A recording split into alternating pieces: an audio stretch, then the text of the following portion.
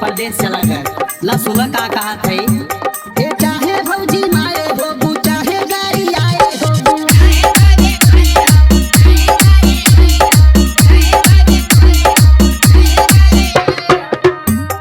चाहे भौजी मारे हो चाहे गाड़ी आए हो तब भैया गइले परदेश हो भौजी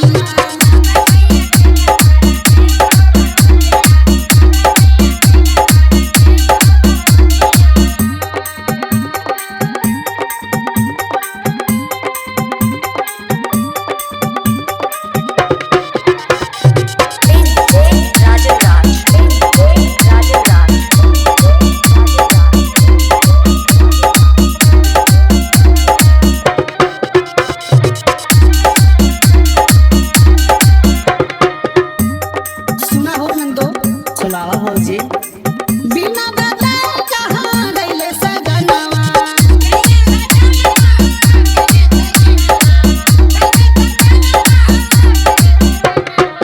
ओकर तू जाना कहा गइले अरे हम काम कहीं तो कुछ ना खैले है चाहिए भूखा पिला खैले ना खानावा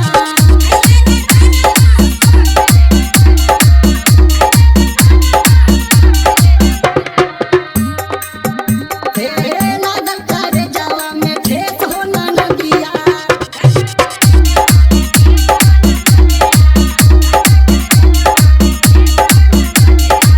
लागल करे जावा में ठेस हो ना नदिया ठेस हो ना नदिया भैया तोहर भैले पाए ठेस हो ना नदिया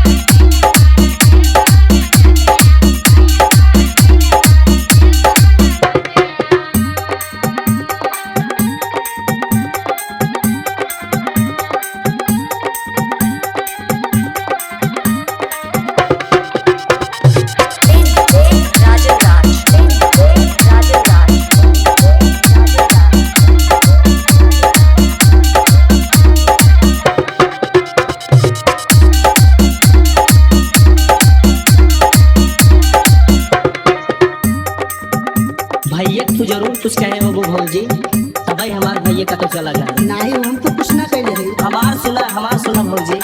अच्छा सुनावा कैलू का भौजी बोला गैलू आंगनवा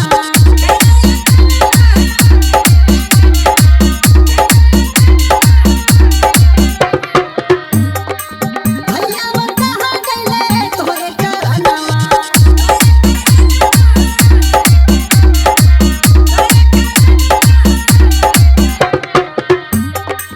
कैलू ना तनी को डारे गो भौजिया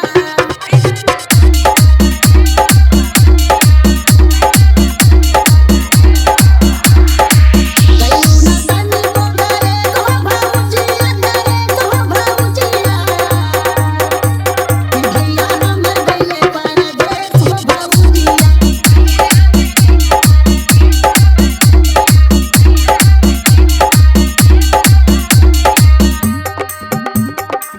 सुना हो ना दो ऐसे आरोप न लगावा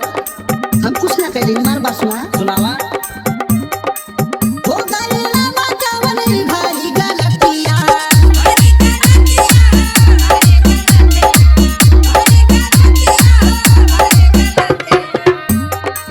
गलती कैले हो तो होगा भौजी का करबू अब हम कुछ ना कहले लेकिन कहा था तो का करी हम सही नाही नायक नाही कहले हो गलतिया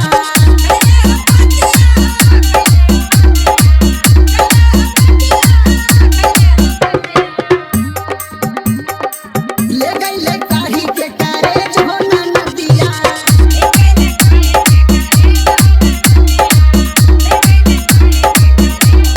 ले गइले काढ़ी के कारेज हो ना नदिया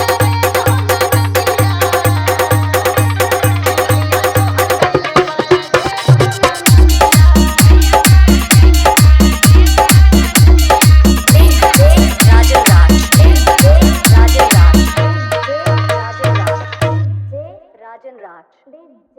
Rajan Raj, DJ Rajan Raj, DJ Rajan Raj, DJ Rajan Raj, DJ Rajan Raj, DJ